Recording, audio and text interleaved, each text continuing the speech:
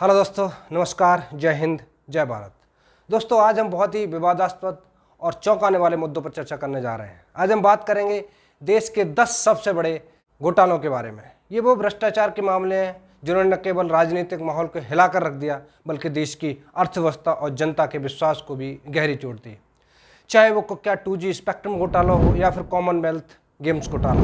लेकिन ये घोटाले आखिर कैसे सामने आए, इसके क्या परिणाम हुए और इनमें कौन कौन से लोग शामिल थे। आज हम देखेंगे कि ये घटनाएं किस तरह से अनफोल्ड हुई, इनके क्या परिणाम हुए और इन घोटालों में भारतीय राजनीति को कैसे प्रभावित किया।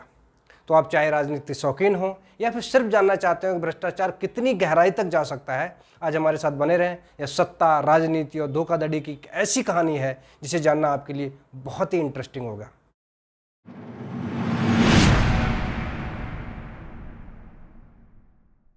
तो सबसे पहले हम बात करते हैं बोफोर्स घोटाले के। दरअसल 24 मार्च 1986 में भारतीय सेना के लिए स्वीडिश कंपनी बोफोर्स एबी से 410 155 mm की हौवित्जर तोपों की खरीद की गई थी। इस डील की कुल कीमत 1437 करोड़ की थी।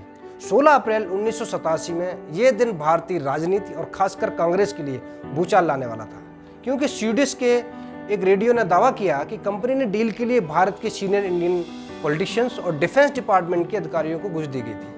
इसमें आरोप था कि डील में 64 करोड़ की रिश्वत दी गई और उस समय के तत्कालीन प्रधानमंत्री राजीव गांधी का नाम भी सामने आया था। इस घोटाले में जो की पर्सन थे उसमें इंडियन इंडस्ट्रीज हिंदुजा ब्रदर्स और इटालियन बिजनेसमैन ओट्टावियो क्वात्रोची शामिल थे। क्वात्रोची का नाम स्पेशली इसलिए निकल के आया क्योंकि ये गांधी परिवार के बहुत करीब माने जाते थे और उसमें आरोप था कि उन्होंने डील में दलाली की थी। घोटाले के खुलासे के बाद सीबीआई ने इस मामले की जांच शुरू की। बोफोर्स घोटाले की जांच ने कई सालों तक भारतीय मीडिया और जुडिशियल प्रोसेस को हाईलाइट में रखा। इस मामले में कई अदालती सुनवाइयां हुई और विभिन्न स्तरों पर जांच चली। घोटाले में जुड़े कई लोगों को अदालत में पेश किया, मुकदमे चले।